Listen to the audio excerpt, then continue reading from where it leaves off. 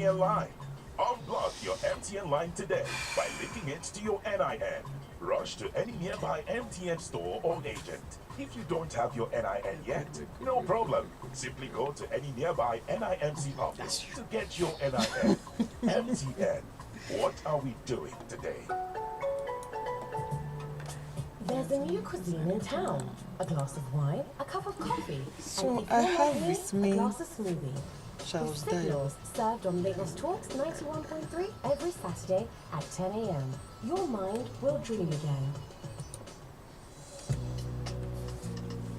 Ah, not today. Come.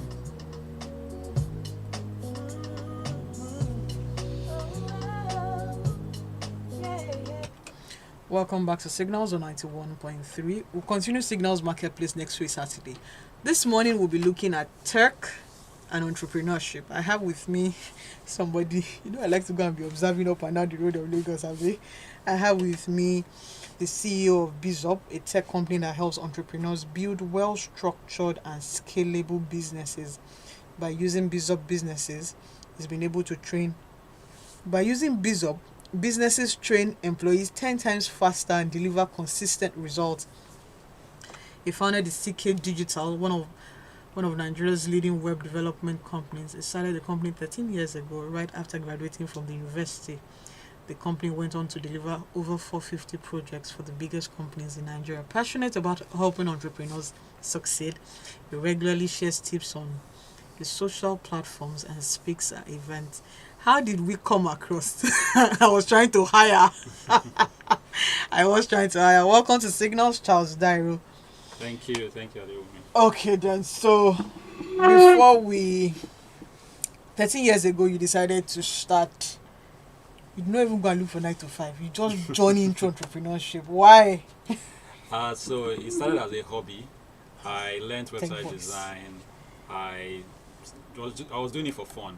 And Okay. then people started reaching out for me to design websites for them. Started from friends, family, and then people started referring people, and that's how the business started. Okay, so a hobby money. Yes. How was your first website? Do you remember how you created it? First. It was terrible. Why terrible? Because at the time, I wasn't looking out for inspiration. I thought, okay, I know how to do this thing. Let me just do whatever comes to my mind. But it was over time I realized the need for looking at what other people are doing, learning from others, looking at the best designs out there and seeing how I can learn from them. Yeah. When they say best designs, sometimes designs can be very hard because what you want versus what the client wants, and then sometimes the client does not know what they want. Exactly. So how then do you marry both? Yeah, so one thing I joke with my team is when clients say things like, I know what I don't know what I want, but I know what I don't want, right? So okay. that makes it very difficult. So what we've been able to do is, right at the beginning of every project, we ask questions. We dig deeper into, why are you trying to do this website? What is the goal?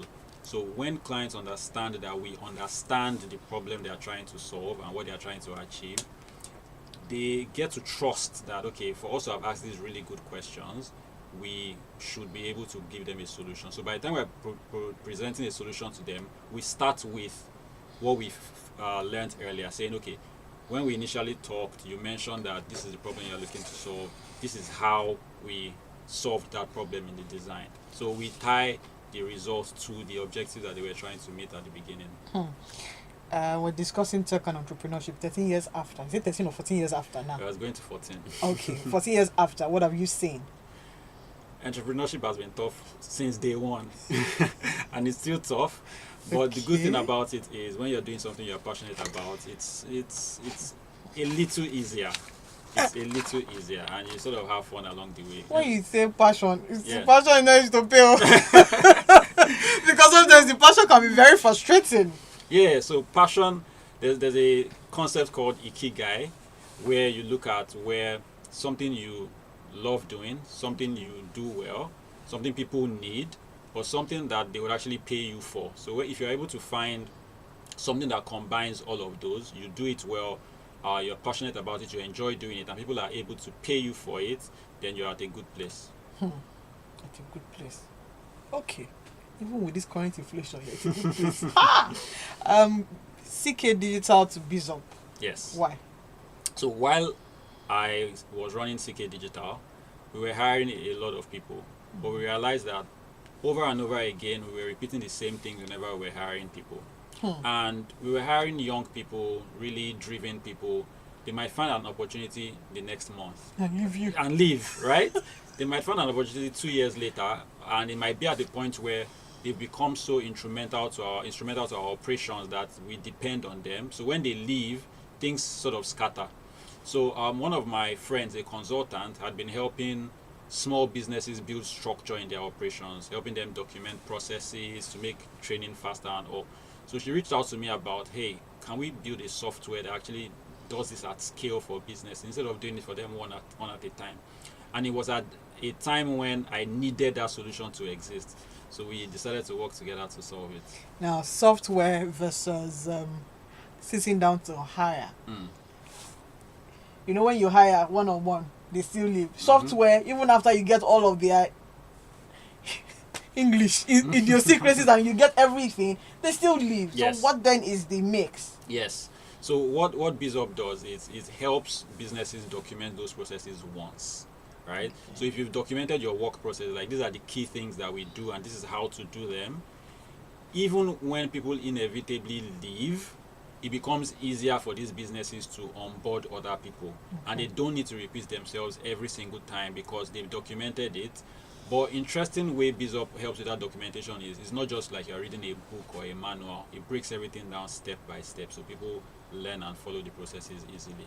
But a business owner is listening and saying sometimes it's hard to document these things because recently I helped someone to hire and it was like, oh, she said it's easy. I said, But sometimes it can be, how do I even document processes for business owners who are listening? It's sometimes very hard to document because something can come up at any time and you will not remember to document that one. Yes, absolutely. So we've helped out a couple of ways. First, BEEZOP comes with about 50 process templates, some of the most common processes that people need. So from hiring processes to marketing processes to sales processes, they are already in there. So for lots of businesses, they don't have to start from scratch. They can just edit what we already have. And then we've made it so simple to then create, if you need to create yours from scratch, we've made it very, very simple to create those processes. So it's really easy for businesses. But let's go back to hiring. Why do we hire and we think we've gotten the right person and then the next day they are leaving? Why? It's almost like a general frustration. Yes. That you hire, you're like, okay, yes, your gut feeling everything I've told you that this is the person, and then the person will look at you like, after 1 month. Why do they leave? Why do people leave? I know they will leave, but why? As in, it's not even up to 2 weeks. They're giving you different excuses. Yeah, I think it differs for different people. Okay. For some people, they may get a really good opportunity. Some may have been may have been working on Jackpot, right? And it just clicked at that moment, right? For some people, they decide that they are changing their career path. But for most people, they find another opportunity. And some don't. I mean, some don't. Some also, sometimes it's the fault of the business, right? Some people start working and they realize that this place is terrible. Maybe in terms of the culture or the manager that they're working with, and they realize I can't stay here. So what are the common, now let's even now look at it that you discussed, what are the common factors that people leave after 1 month, after 2 weeks? Tell me, because I'm looking at it like this. I mean, there's a popular saying that people don't quit a job, they quit their managers. Sometimes they don't even quit. Sometimes the people that you're hiring might not know what they want. Yes, absolutely. Absolutely. Because every time it's always the it's always the employers that are like, the employer is not good, it's toxic work culture and all of that. What about if the people that we're trying to employ are also toxic on their own? Oh yeah, definitely. There are also people that they talked a good game about what they could do and their abilities, but when it was time to deliver, they realized that they can't actually handle it. There goes back to good CV versus actual performance. Yes. It will be nice. So what am I saying? Because you see good CVs. Yeah. Right. And then actual performance the next day, you are wondering, Yes. But we're only telling people that they should put their best foot forward Yes. while not having best foot performance, because then they don't know anything. Yes. I mean, one thing that helps with that is always give people a test, but the test should be something that is related to what they will actually be doing, not just some quantitative and verbal reasoning. Even like the actual even stuff. if you give people the normal test that they would do, they still don't. They are not performing. Yeah, it's a big challenge. It's a big challenge. These signals on 91.3. We're discussing tech and entrepreneurship, and I have with me Charles. Let's go back to what are your thoughts about people who are job hopping? 3 months here, 4 months in the next place. If you see those kind of CVs, how do you address them? It's a red flag. I mean, definitely, because the same thing they did there, they most likely it has become a thing for them, right? And sometimes they may have a valid reason, but people that are strategic, even when they have a good reason, they still try to stay because they know it doesn't look good on their CVs, right? So it's definitely a red flag for lots of employers when they see that you're not actually staying anywhere if you don't have a good reason why. So when you see a good CV, what are the things that you look out for? Directly is how can this person's skills benefit the business right now. That's like the number one thing. Of course, depending on the role, like for us in tech, the school you attended may not really matter, but do you have a portfolio? Is there something that proves that you have the skills? In some other jobs, it might be certifications that just prove that, okay, you know what, this person has these skills. So the CV's role is, okay, does this person also seem interesting enough for me to want to work with them? I feel like the goal of a CV is just to, and your cover letter is to get you an interview, right? When you get to the interview, then you try to get the job. So somebody's trying to look for a job, you've seen their CV, you've passed, the person has passed first, and then you sit down with them. What are you looking out for? I'm asking this because of there's software, there's human being, right? So what are the things that you look out for when you sit down with people? One is character, right? What can you tell about this person's character? There are questions you might be able to ask to unlock some things about how this person manages time, for instance, how they manage situations of pressure, how they work with other people, right? So you want to sort of understand their character and attitude, and you also want to judge culture fit. Like, does this person have the right personality to work within our team? There are some people that are lone warriors. They find it difficult to work with anybody else, right? Some people have really bad chemistry with others, right? If it's a management role, you also want to think about, okay, can this person lead others? What has this person done in the past to prove that they can actually do this? So those are a few things. Woken up and slept on her. But some would say that you can't know a person in just a 30 minutes interview. Absolutely. So it's hard though. So how many times do you now have an interview with someone who's a prospect person to employ? So there's a rule that a lot of people follow, and it is hire quickly, fire fast. Hire slowly, fire fast.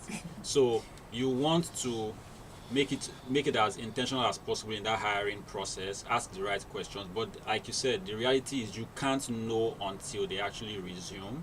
So when you realize that this person is not a good fit, just fire quickly and get. Some of us don't have the liver to fire fast. I mean, I used to be like that. You have a huge problem. I used to be like that, but it's necessary. You don't have it because it's not just about the person. Because you're bonded with them. You still want them to grow. Yes. and hi, well done. So it means that you have bonded with them. You still want to help them to grow. Some people call me charity, but then it's like I think that's one of the. Some of us don't know how to fire fast. Yes. But when you want to fire somebody, how do you let the person go? Okay, I think it's a very nuanced discussion, right? Nuanced situation in the sense that there's the part that training and mentorship plays. Okay. But it needs to be clear off the bat that the goal is maybe within the first 3 months, within the first 6 months, we're going to train you, we're going to help you get up to speed. Right? Okay. If that's clear right from the beginning, then it also reduces the pressure to have to fire people quickly. Because there are also people that are coming in at an entry level role. You can't assume that they have all these skills and knowledge, right? But if this person is coming for as an experienced hire, that's when the Fire fast. Yes, because you are hiring them to solve a problem. If they are not able to solve that problem, then they are not a good fit. It means that you're also helping them. Like there's somewhere else they are probably able to do better, just not at your company. Okay, so in the tech space, for example, how is hiring, firing, and then sometimes people say, okay, you tech boys, that's how I'm going to call it, not tech boys or tech bros. It sometimes looks like you have, now let me say, you have crashed the market. So when somebody is coming, they're looking at a higher salary. Yes. Then when they now go to normal companies, they're like, you can't pay. Yes. Why is that? Because is it not biting? Because you raise somebody's salary to 100 million. Yes. And then you come back and the person did not deliver. Yes. And they cannot collect more money. Yes. I think it's a global problem, right? Especially in tech. But it also boils down to the way many of these tech companies get that money. They are not getting the money from revenue. So for many of them, they are getting it from investors. So there's a lot of money to spend To waste. on attracting whoever they think is the best talent, right? They don't want money to be an issue. So they put that as one of the biggest offers, like we're going to pay you very well, and that attracts talent, right? But of course that has a ripple effect on the larger market, because those same people, because they've been earning at that rate, find it difficult to, even if they like another company, they feel like it's a step down for them to take a lower salary. But the truth is they were in a bubble all the time, but they just weren't aware. I mean, look at what happened with lots of tech companies laying off people because they realized that they had the quantity of people, but it wasn't sustainable. They couldn't actually afford To sustain. it. So it's one thing to attract, it's another cost to maintain. Exactly. So which leads me back to for a lot of startups, right? At what point is now that you are here, you answer my question. Now, you have a startup. At what stage do you want investors' money, or should you even take investors' money at all? Yes. I think it's a very tricky situation. It depends on what you are trying to build. There are some things that you cannot build without some money, right? Okay. And the amount of money depends on how big the problem is that you're solving, or what you need to get it off the ground. There are lots of things that you can build that you don't need money to start, right? You probably have maybe if you're a programmer, for instance, you already have the skill. You can build something called like the minimum viable product, the MVP, and you don't need money to do that, right? But investor money is very attractive, right? So a lot of people go into startups with the hope of raising investor capital, right? Not really with the goal of solving a problem. In fact, their choice of a problem to solve is what people are investing in, right? So that's one of the biggest challenges. But ideally, you want to take investor money when either you need it to start, you absolutely need to start, or it's already working, you now need to grow and scale it. That's ideally even the best time to take investor Growth and money. scale. Yes. Not really at the beginning. Not really at the beginning, unless absolutely You will necessary. give all the time. Sometimes you hear people, they've raised this XYZ seed, and you're like, hey God.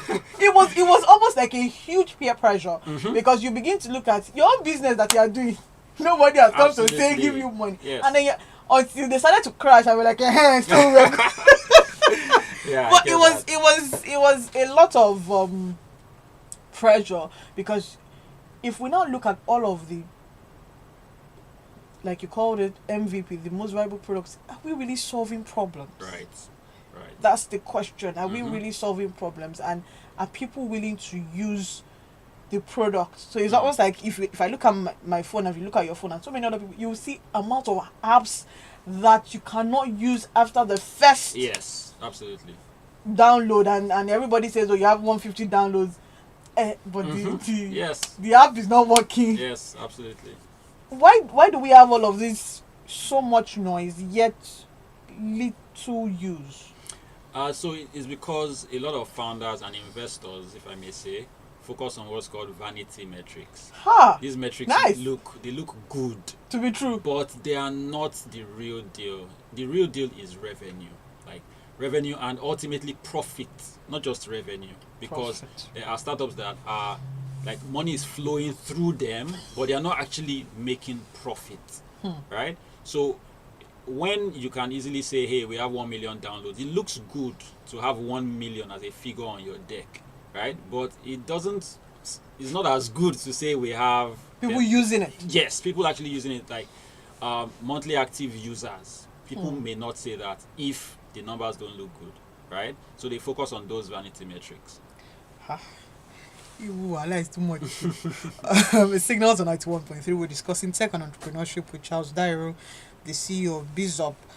If you have questions, comments, you can send us a WhatsApp message or you can call 0809 234 5913. Now, how important is tech to budding entrepreneurship these days? If you're serious about your business, you serious? absolutely need tech, right? And tech does not need to be something complicated. I mean, even Instagram that you're using to market It's your tech. business is tech, right? So whatever tools you can use. So for instance, with AI now, you can create content you can generate content in seconds. So things that you probably would have had to do yourself, spend hours on it, or pay someone extra to do.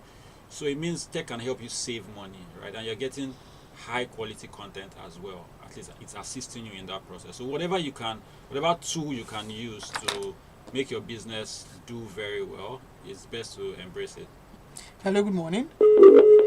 You can send us a WhatsApp message or call us 0809 234 5913, or you can call 0809 191 3913. Hello, good morning. Hello, good morning. Good morning. Your name and where you calling us from? Very well, very well. I have a question for Charles. Okay. Is he listening? Yes, it Yes, is. I am. Loud and clear. Okay, Charles, hi, how you doing? This Very is James good. of Lagos.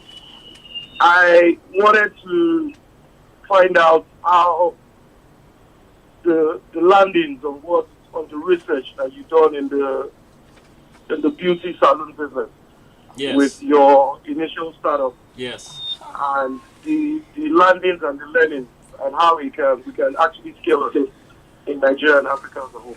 All right. A couple of things I'll quickly say. They have opened you up like this. Okay, start confessing. Yeah, it looks like that person really knows me. Yeah, because it says Dance of Lagos. Yes. Beauty. What did you go and do there? Yes. So there was a day I was frustrated at the barber shop. Aha. I had to wait hours to get a haircut, and this was where I used to go every single week. And it was so I thought, okay, you know what can we do to solve this particular problem? So I figured, okay, I mean, in my everyday business, I book appointments with people, I meet with them and everything. That I thought it would just make perfect sense for me to be able to book an appointment with my barber, without me being delayed each time I need to get there. See, it did not work, long story short. So herein comes culture. Yes, absolutely, culture. Because number one, I realized that for a lot, probably not all, but majority of these barbers and people in the beauty business don't take customer experience seriously, right? So it's not a pain for them. What I've learned, That people come and make their yes, what I've learned is if your solution helps people make money, they will run after you. But at the moment, within the Nigerian culture, time is not really, we have time to waste, right? So time is not really a problem for a lot of people.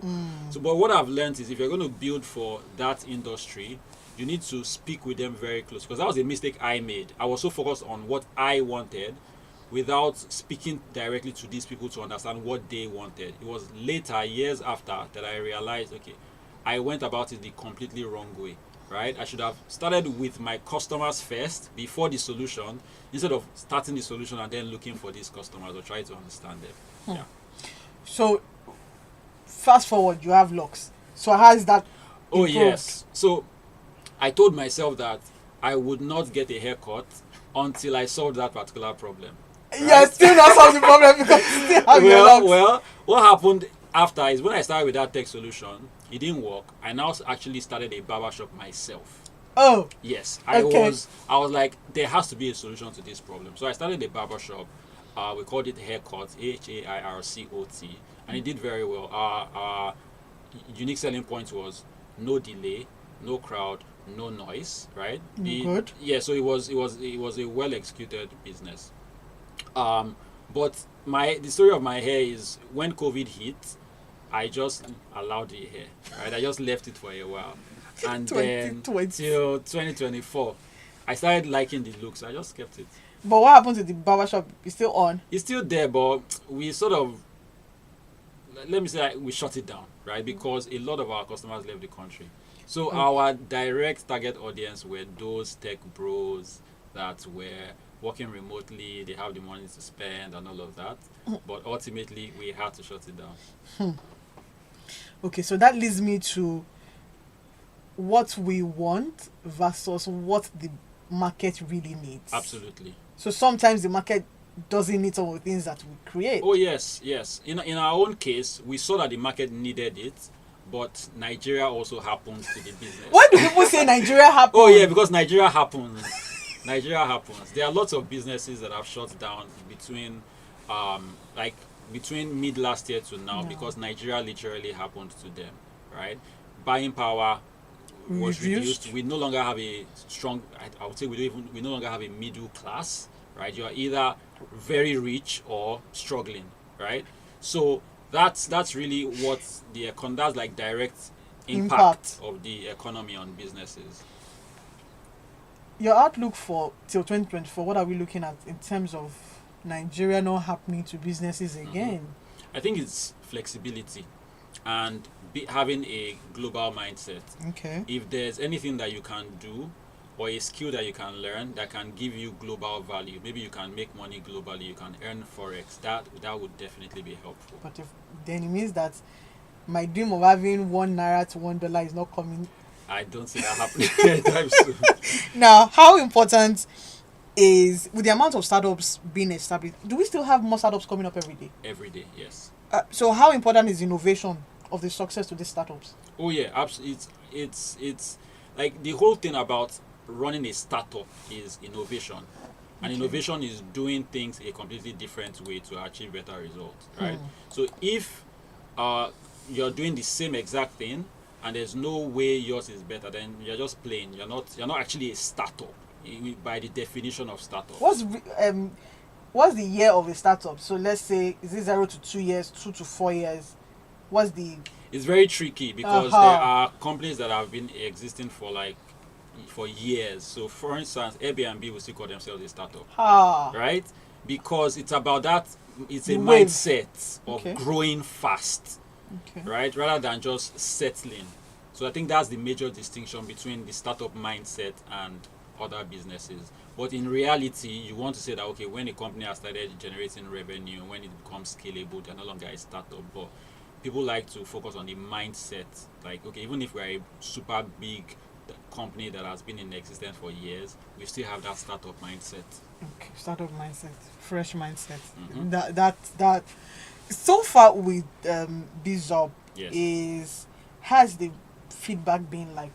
It's been really interesting. Because you're always in my face. Yes. So we're solving a problem that millions and millions of businesses have, like training and onboarding people, making it easy for them to get people productive from day one instead of spending months while you're paying them salary. They're still not fully productive. So businesses understand that problem. One challenge we have had is we are competing with money for fuel. We are competing with money for food, right? But the businesses that are thinking long term, they are thinking, okay, it's not just about this month. I'm going to be doing this business in the next 1 year, in the next 5 years. I need to build solid structure for it. Those businesses grab BEEZOP and they use BEEZOP every day, right? But we also have lots of businesses outside Nigeria that are also attracted to what we're building. Okay, so if you say structure, everybody tries to throw the word structure. Explain what structure really means. Yes. Because sometimes somebody is listening and like, okay, I've done this, I've done that. Is that what structure is? Yes. Because it's so... Yeah.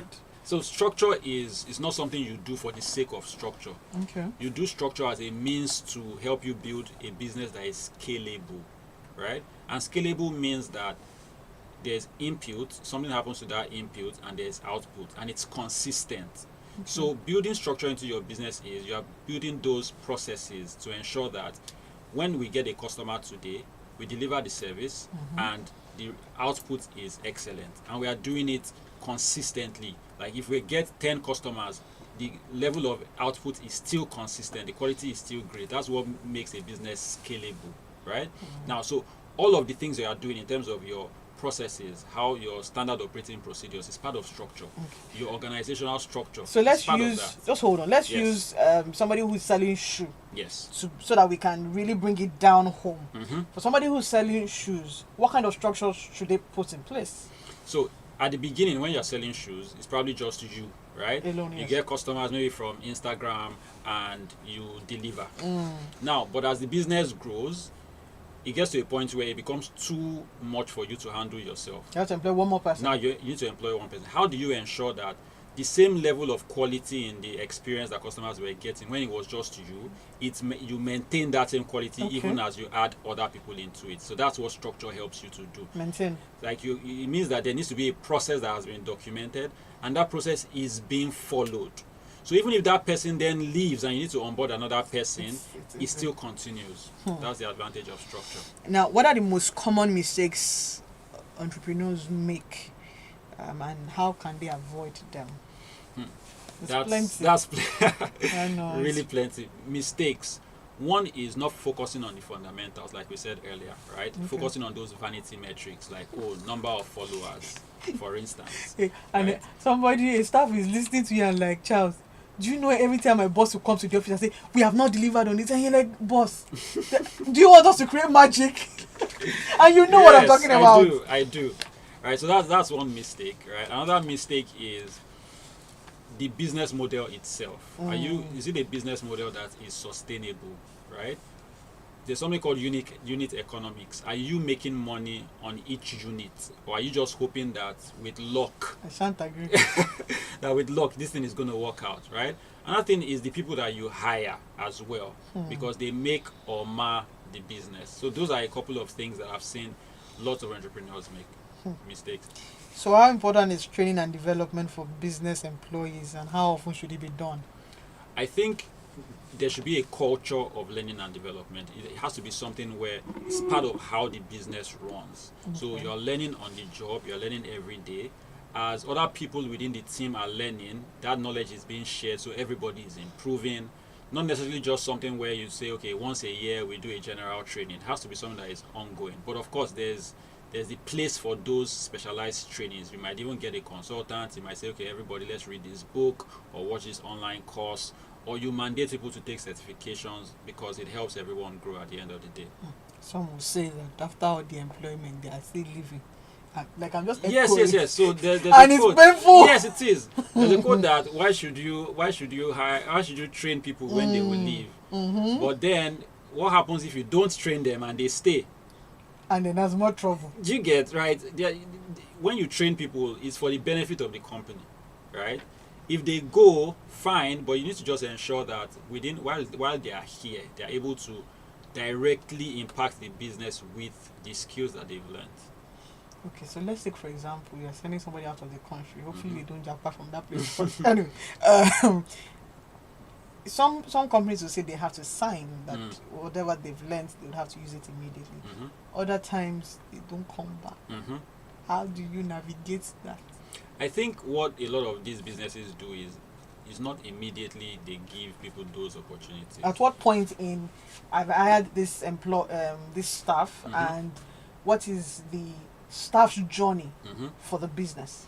So it's about getting knowledge, right? Okay. And there are different levels of knowledge. There's knowledge that you can get without having to leave the country, right? But then you can tie it to actual impact, like when someone has stayed this particular period or they've delivered this level of value to the business, then it's sort of like an incentive or a reward for them. But if done right, it also impacts the business because you are sending them to learn something that will, at least if done right, should impact the business. But you just need to have that mindset that people can leave when they want to leave.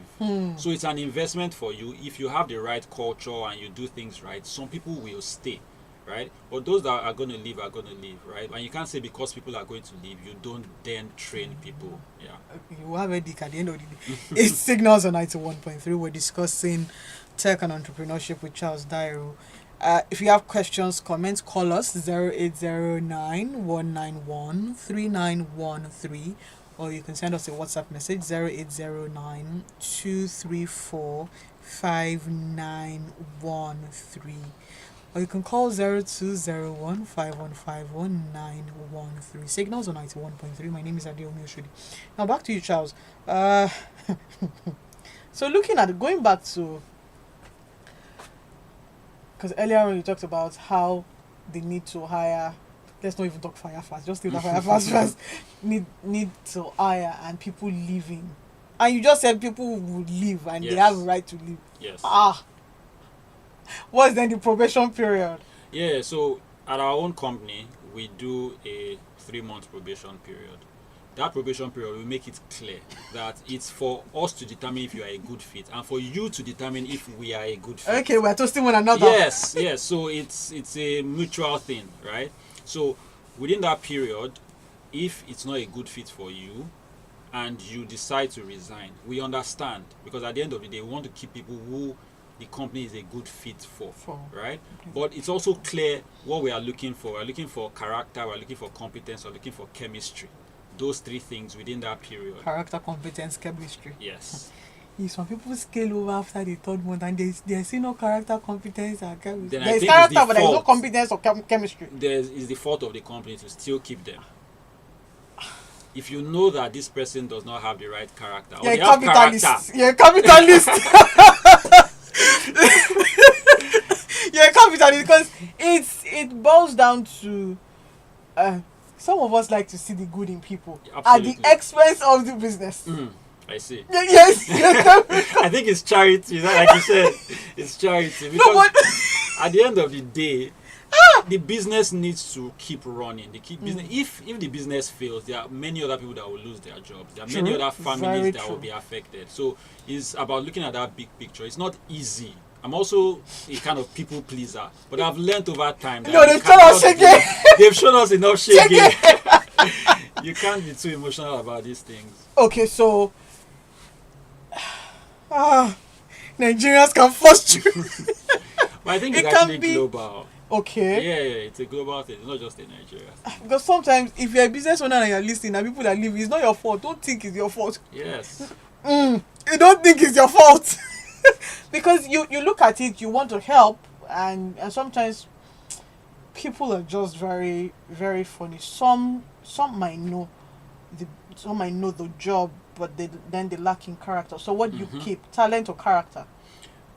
You hire for character, you train for skill, right? Okay. If someone has the right attitude, they have the right character, depending on the role, obviously. It's much better than hiring someone that has the skill, but they have terrible work ethics. They are terrible to work with. You don't want those types of people, no matter how good they are. They will poison other people. They always say that. So at what point you hire someone now? Somebody has used the software to be able to document processes for their staff, and then the person misbehave, because it's one thing for us to create a very nice meal, and then you bring in people to come and eat, and then they sort of begin to feel like they know more than you that brought. So how do you balance that mix of this is what we employed you for, this is what you should do, and then, like they say, boundaries? I think there are people with different personalities, right? And one of our jobs as leaders is to understand these people, their personalities, and give them the opportunity to shine. There are people that are very active. They want to make things happen, right? And for some leaders, it might be intimidating. They might feel like, I am the boss here, right? But that's a leadership flaw. because you want to give people the opportunity to thrive, to express themselves as much as possible, as long as it doesn't hurt the business or affect other team members, right? But if it gets to a point where the person is undermining authority or is being rude, then obviously a conversation needs to be had. Charles, there's a thin line between somebody trying to undermine authority and somebody saying that I know the job better than you. If someone says they know the job better than me, and they actually know the job better than me, He goes aside. let them do the work, right? Let them do the work. It means that this person is someone that other people can learn from. They probably need to learn how to talk, right? But if they can actually, because you want to hire people that are better than you. True, very That's true. if At you- least it takes the burden off you. Exactly. Future of you startup guy, you will cause us problem. Right, but looking at the future of tech in Nigeria, what do you say? I think tech is here to stay, right? Okay. It will keep getting better and better. And tech is a global tool. Look at how AI is now part of what we are using every day. But you know that AI now, if you go for interviews or you are working, bosses are now beginning to ask, is it your brain work or AI that created it? I think that's an issue. short-sighted. Okay. Yes. If what you care about is results, and if someone does this thing within 3 minutes, another person achieves the same results within 3 hours, I will hire the person that is able to get the work done in 3 minutes, right? As against someone that there are tools available that can help you do this thing faster, but you did not use the tools or you did not know these tools exist, right? The person that is able to do much more done faster is a bigger asset to the company. Okay. Comma. Let me put comma. Yes. Sometimes people also are looking at human connectivity. AI sometimes can be very robotic. Yes. So how then do we put a line between this is AI and then this is human connection? Because we're almost losing human connection because we're saying AI. Oh yeah, absolutely. So the thing about AI is it's a tool. It's not supposed to Take replace over you. No. Okay. You are supposed to use AI to make things faster, create maybe your first draft, review it, improve it based on the context, because AI might not have the context. It probably just has the content, right? You are the one that has the context, and then you edit. But at the end of the day, you just use AI as a productivity tool. So, yes. My time is almost up. One advice to entrepreneurs, advice to people who are going into the labor market. I would say entrepreneurship is tough globally, right? One major thing is don't compare yourself to others. It's a trap, right? So just focus on your business, focus on the value that you're delivering to your customers. That's how you build a sustainable business. For people entering the labor market, focus on value. How can you add value to these businesses? It's not just about the skill what you can say. Can you actually do the job? Focus on being that person that can get work done. And opportunities will definitely open up. Focus on the job that you can do, the value that's the value. Yes, value. Absolutely. Okay. One last one is explain value, because sometimes it could be a buzzword. Value is results. We need this thing done. Was it done? And how well was it done? Right? Is it better than the way it was before? Does it make things better? Right? That's value, results. Thank you very much. My pleasure. My time is up. Thank you to Charles Dairo, CEO of BEEZOP, a tech company that helps entrepreneurs build well-structured and scalable business. Till we come your way again next week, Saturday. And because people will be people, keep creating opportunities. Have a wonderful week, and God bless. All right. Holy Ghost.